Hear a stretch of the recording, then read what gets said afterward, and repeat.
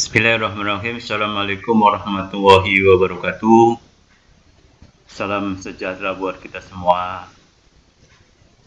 Bersama saya Kadun Ramosaji, perkuliahan teori pembangunan. Pada kesempatan kali ini kita akan melanjutkan tentang pembahasan teori modernisasi. Dalam kaitan hari ini kita akan membahas tentang teori modernisasi klasik. Teori modernisasi klasik ini ada beberapa teori, ya, ada beberapa teori yang dikembangkan oleh para pakar teori modernisasi, terutama ini berkaitan dengan pertama, klasik ini hanya berupa kajian-kajian tanpa merujuk kepada fakta-fakta langsung.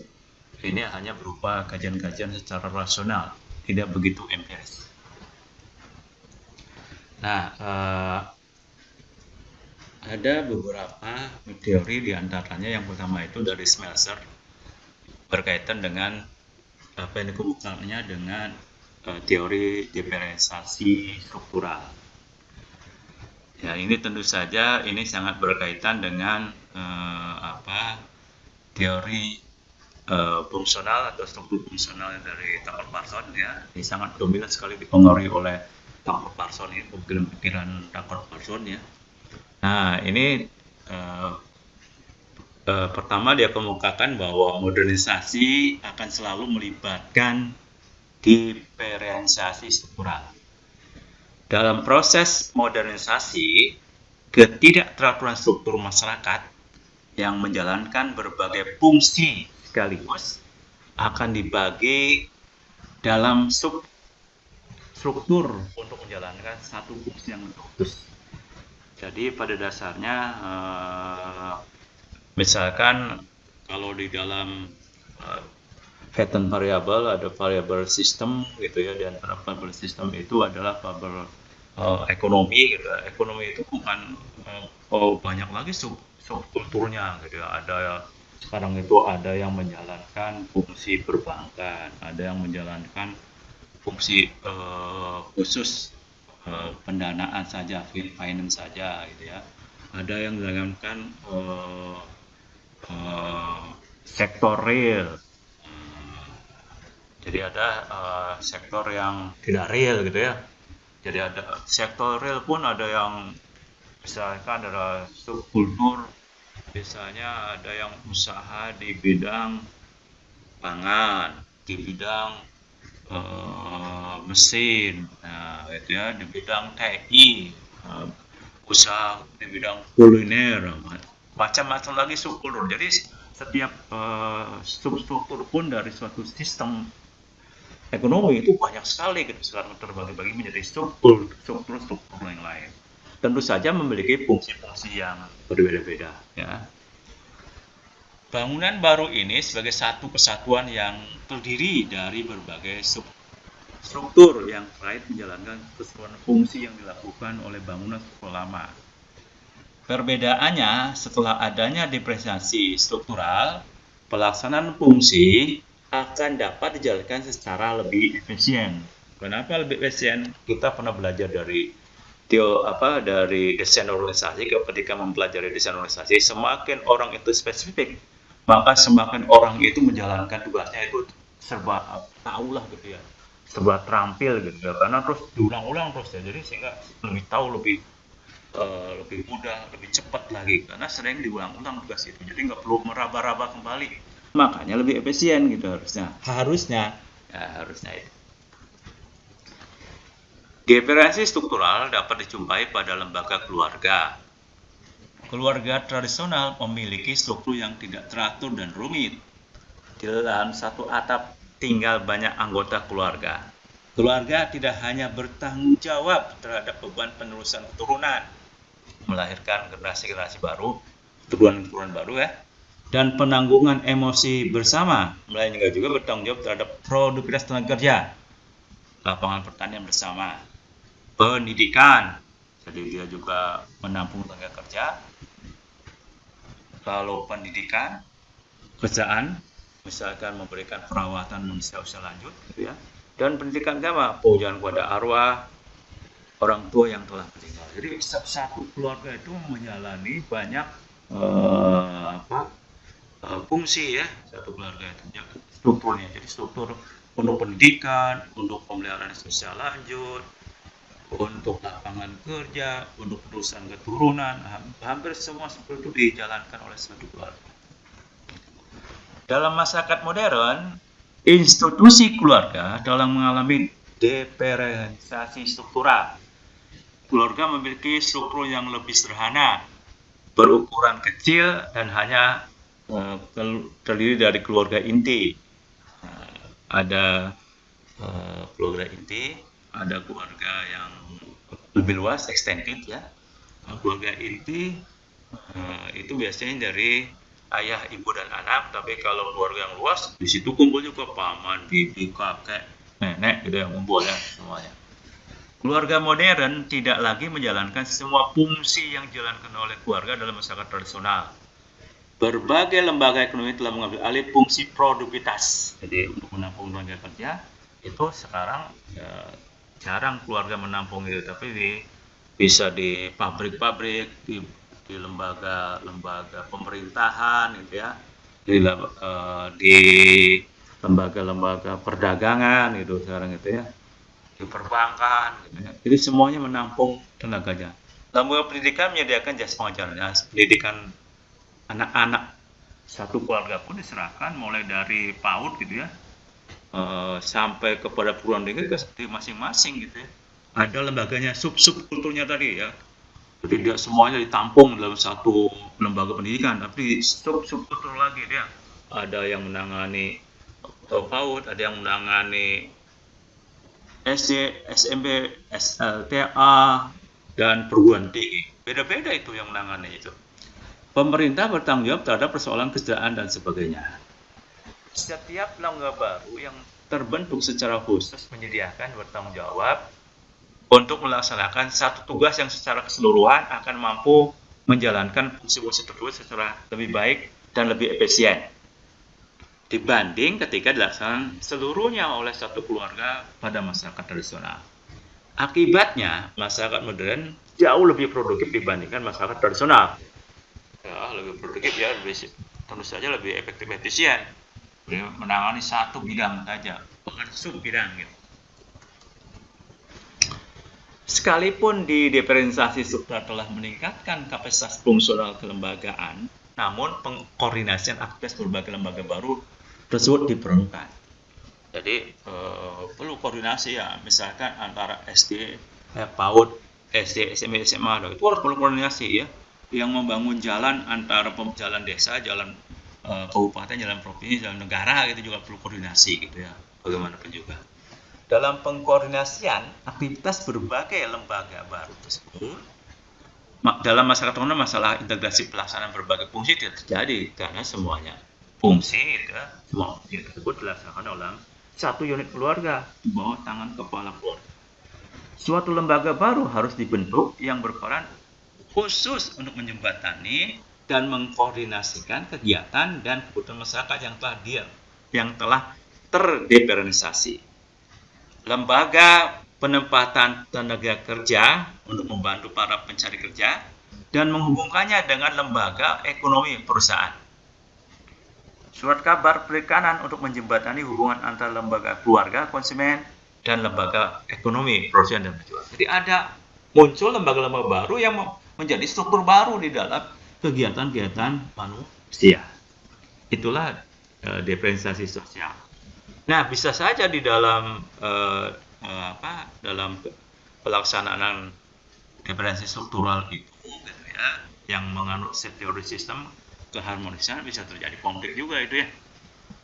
Adanya konflik nilai dan kepentingan dari berbagai lembaga penghubung tadi ya. Misalnya lembaga pendapatan tenaga kerja cenderung memberi penilaian yang lebih pada hubungan netralitas dan prestasi.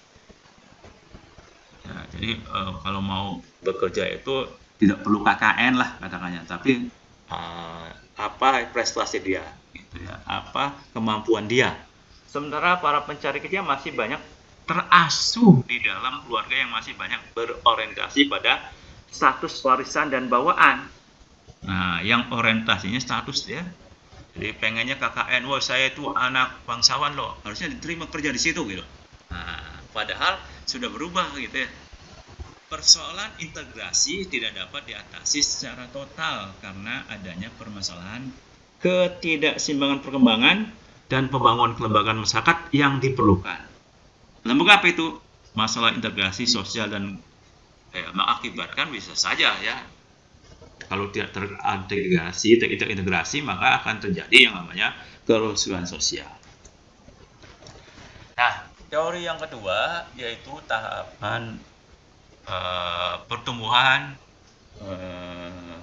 ekonomi dari W. Rostow ya, dari Rostow ini, bahwa di dalam pertumbuhan ekonomi itu ada 5 tahapan ya. Ada tahapan masyarakat tradisional yang cenderung meramu itu mendapatkan kebutuhan hidupnya itu manusia itu dengan menangkap ya, mengambil dari hutan berupa makanan-makanan, misal buah-buahan gitu ya, untuk kebutuhan karbohidrat itu mengambil, lalu menangkap untuk kebutuhan protein dan lemak, misalnya menangkap di hutan misalkan dengan berburu, dengan mancing gitu ya. Nah, itu misalnya itu masyarakat tradisional. Nah, lalu juga ada domesticating, jadi ada penjinakan, yaitu ketika bukan hanya meramu sebenarnya ya, masyarakat tradisional juga sudah beralih menjadi masyarakat yang lebih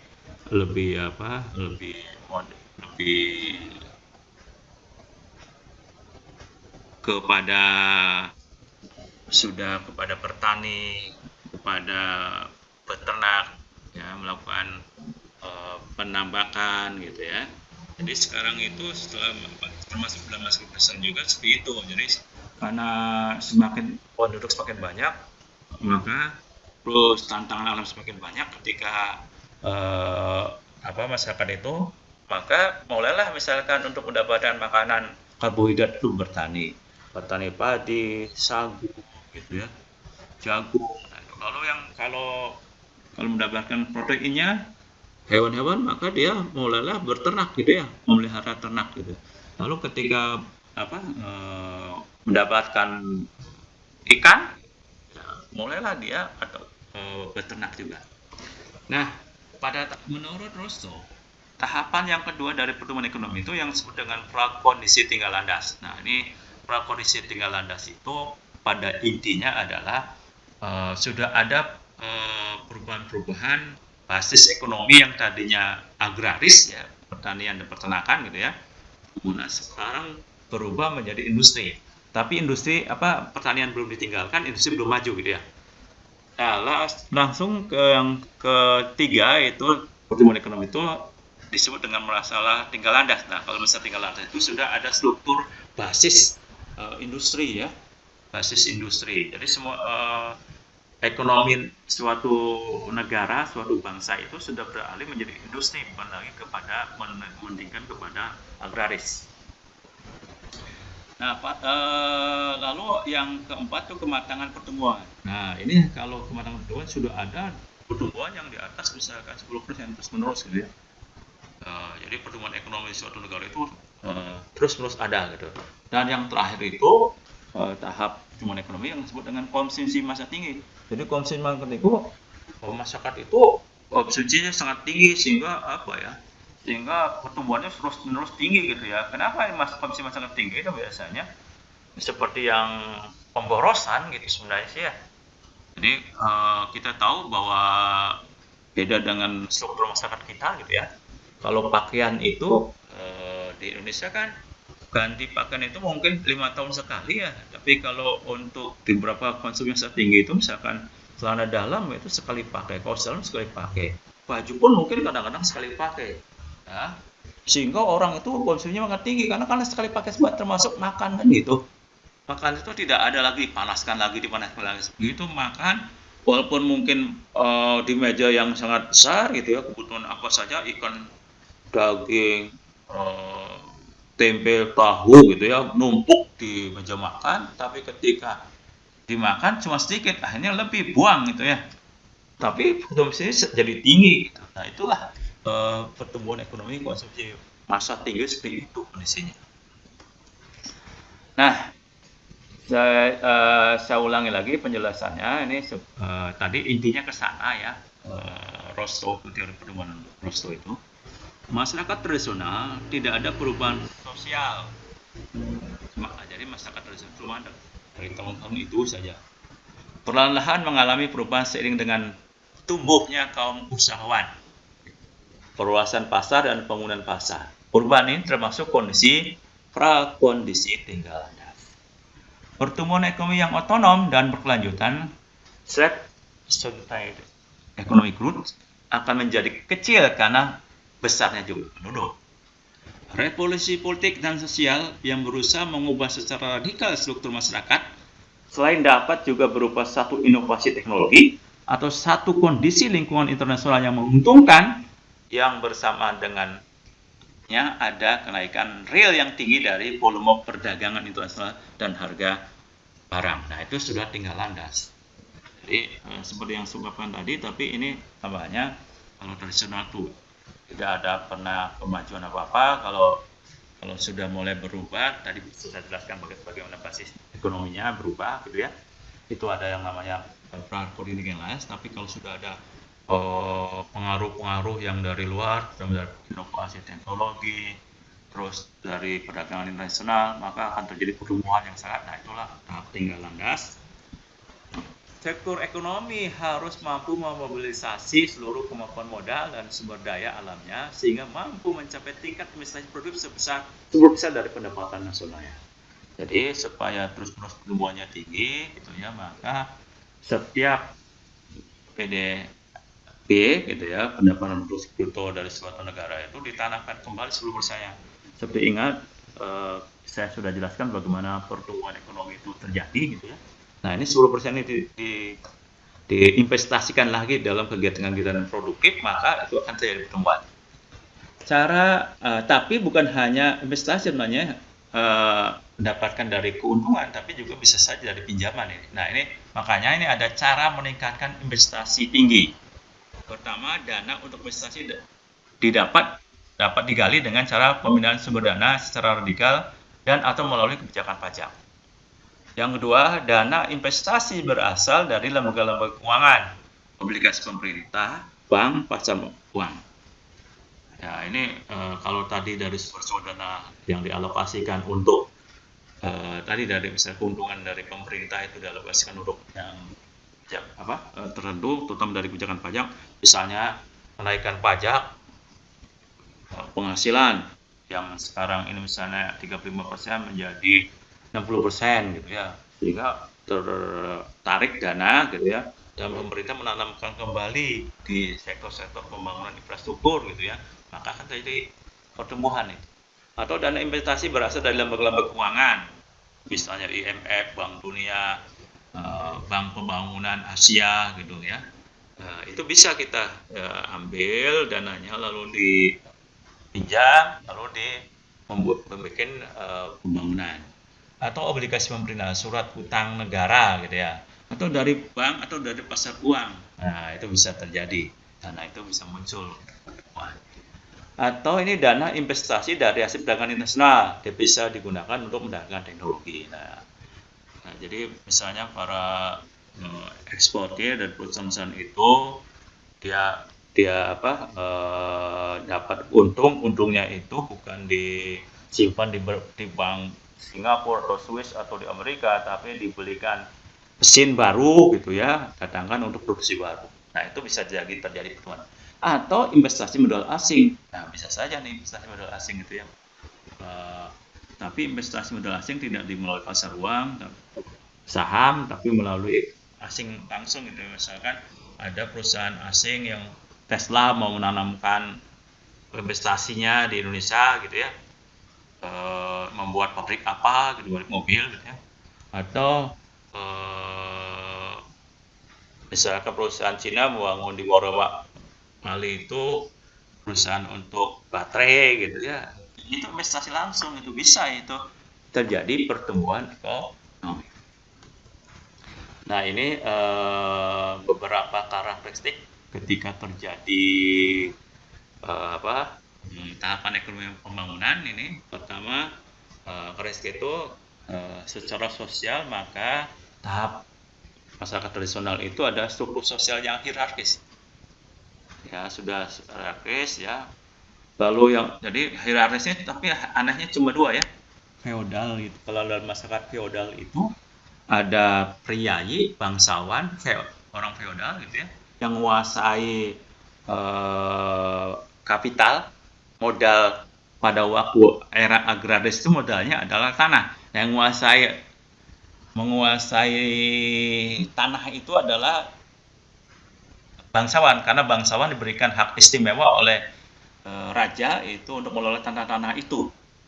Makanya disebut era feodal, era bangsawan memiliki tanah gitu ya. Satu lagi para buruh tani gitu ya, para penggarap gitu tanah-tanah dari para bangsawan itu. Makanya ketika ada yang namanya pakar yang bernama James Scott itu terjadi yang namanya struktur yang namanya patron klien. Nah, patron itu kaum bangsawan, pemilik tanah gitu ya. Lalu ada yang namanya kliennya itu adalah para buruh itu tadi, para kaula gitu kalau dalam bahasa kita itu kaula. Lalu pada tahap prasyarat tinggal lambas ada struktur sosial itu terjadi urbanisasi, seperti kasus di Indonesia itu terjadi urbanisasi ya. Orang-orang itu berduyun keluar kota untuk mencari kerjaan, tidak lagi meninggalkan desa, tidak lagi menggarap tanah di sektor agraris, tapi pindah ke pabrik-pabrik. Karena apa? Kalau di pabrik itu kan pekerjaannya setiap hari, sehingga dapat uang tiap hari gitu ya. Kalau di sawah itu, buru-buru itu paling pada waktu menggarap tanah pun untuk orang perempuan gitu ya. Bahkan sekarang untuk panen pun ya untuk perempuan gitu ya. Jadi orang laki-laki itu pada urbanisasi semua. Lalu di tahap tinggal landas itu dominasi kelas wirausaha. Ada perubahan struktur gitu ya. Struktur kalau tahap tinggal landas itu banyak kelas wirausaha. Walaupun secara normatif itu cukup 5%, tapi harusnya didominasi oleh atau lagi di sini itu atau kelas profesional gitu ya di tinggal landas itu. Di samping kelas wirausaha juga ada banyak kelas profesional. Sehingga struktur sistem sosialnya itu kebanyakan struktur masyarakat yang kelas menengah. Ya, kelas menengah. Kalau sekarang ini di tahap prasyarat tinggal lepas landas ini masih struktur orang miskin yang terbanyak, ini juga apalagi ini struktur sosial di masyarakat tradisional, maka ketika tinggal landas itu harusnya sudah ada yang namanya kelas berusaha. Ya. Nah, pada pergerakan menuju kematangan ekonomi, terutama ini sudah betul-betul peningkatan urbanisasi, peningkatan kelas profesional dan ahli. Nah, ini bukan hanya kelas berusaha, tapi ini sudah kelas ahlinya betul yang dominan. Nah, pada tahap era konsumsi massal tinggi, maka kelas menengah yang paling baru, yang paling dominan. Nah, suku jadi kelas menengah ya. Lalu ada perubahan kawasan pinggiran kota, suburban gitu ya. Lalu stabilisasi pertumbuhan penduduk. Jadi ini sudah ditekan pertumbuhan penduduknya ya. KB-nya berhasil kalau sini.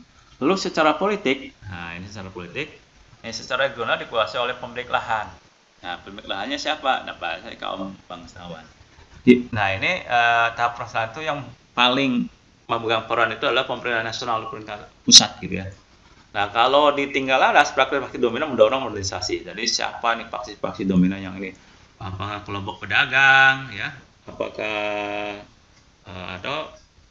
kelompok kedaerahan atau kelompok politik tertentu, pressure group ya, atau kelompok usahawan tertentu. Lalu di sini adalah pemimpin-pemimpin sangat berpengaruh. Nah, ini kalau sudah kematangan para pemimpin sangat berpengaruh. Lalu yang pada konspiratif ini kesejahteraan sosial muncul sumber-sumber tambahan untuk militer dan keamanan itu dipercaya. Lalu nilai-nilai yang dikembangkan pada tahap masyarakat tradisional itu menolak perubahan, fokus pada tradisi lama, Lalu pada prasyarat tinggal lambat ini peningkatan semangat kemajuan dan keterbukaan. Lalu di lepas investasi modal meningkat, ya, bukan hanya 10%, mungkin 20%, 50%. Pada pematangan ekonomi, peningkatan teknologi, harapan kemajuan, dan pada era konsumsi massal tinggi ini adalah permintaan barang-barang konsumsi meningkat. Nah, seperti yang saya jelaskan tadi.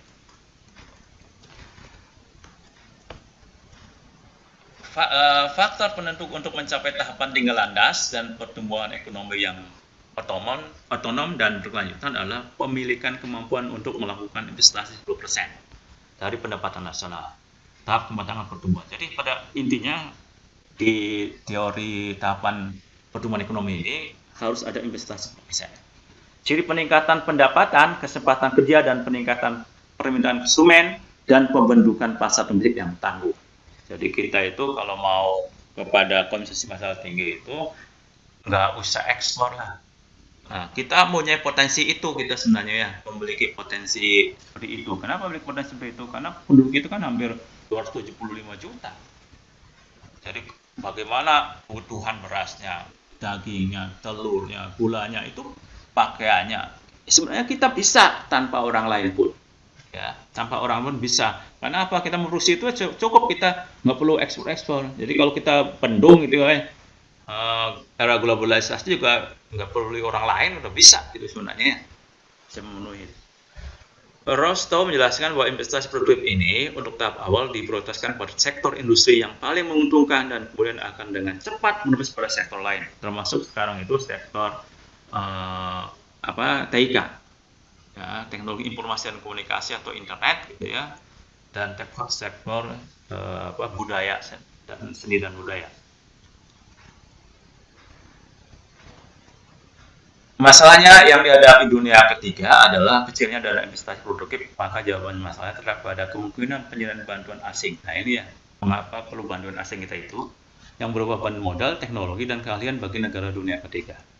Berdasarkan alasan tersebut di atas, dapat dipahami mengambil kebijakan Amerika Serikat memberikan bantuan merupakan cara yang terbaik untuk membantu dunia ketiga melakukan modernisasi.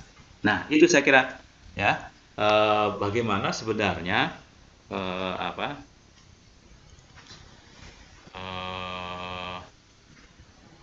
teori modernisasi. Ada dua teori yang kita bahas pada hari ini, yaitu teori struktur fungsional dan teori tahapan pertumbuhan ekonomi. Saya kira itu yang bisa saya sampaikan.